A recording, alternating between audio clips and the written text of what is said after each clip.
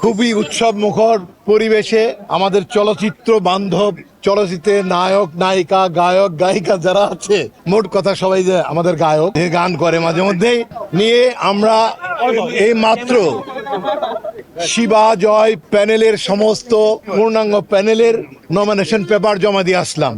এই ব্যাপারে কোনো কোশ্চেন থাকলে আমাদের করতে পারেন। শিল্পীরা তো উৎসব করবে, আনন্দ দিবে, আপনারা একটু হলে আনন্দ পাচ্ছেন। আমরা দুদিন আগে যখন নমিনেশন পেপার নিয়ে গেলাম তখন একটা উৎসব করেছিলাম, দেশবাসী সেটা দেখে খুব আনন্দিত হচ্ছে। শিল্পীদের কাজই মানুষের মনে আনন্দ দেওয়া, মানুষকে হ্যাপি করা।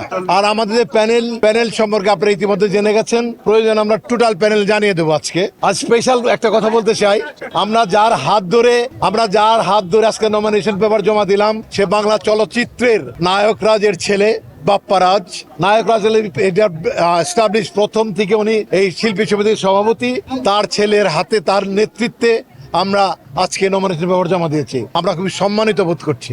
বলবো, যদি আমাদের শিল্পীরা আমাদের ভোট দেয়, আমাদের পাশ করিয়ে দেয়, আমাদের কাজ করার সুযোগ দেয়, অবশ্যই আপনারা দেখতে পাচ্ছেন আমাদের প্যানেলের লোকজন প্রত্যেকেই কর্মী, প্রত্যেকে কাজ করে, প্রত্যেকের মুভি রিলিজ হচ্ছে, প্রত্যেকে কর্মব্যস্ত জীবনযাপন করছে। অবশ্যই আমরা ভালো কিছু করতে পারবো আমাদের বন্ধুদের জন্য, শিল্পীদের জন্য। আমরা আগে শিল্পীর মান যেটা সম্মান, সেটা সুরক্ষার চেষ্টা করব। একটা শিল্পীকে বিনা কারণেই কে অপমান করে যাবে, খাটো করবে, সেই নিরাপত্তা বিধানের আমরা প্রথম ইনিশিয়েটিভ নিব।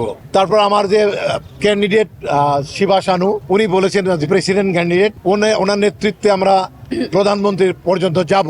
যে প্রধানমন্ত্রী, মাননীয় প্রধানমন্ত্রী যে শিল্পীদের না শুধু সারা দেশেই মানুষকে কিছু এটার নাম কি বলে, কি দিচ্ছে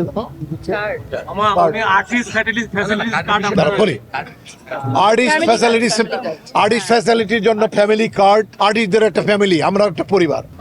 আমরা সম্মান বোধ করবো, সম্মানিত হব, কারণ এটা আমাদের অধিকার। আমরা অবশ্যই কার্ড আশা করি যে আমরা শিল্পীদের মধ্যে পারিবারিক কার্ড আমরা বিতরণ করবো ইনশাআল্লাহ।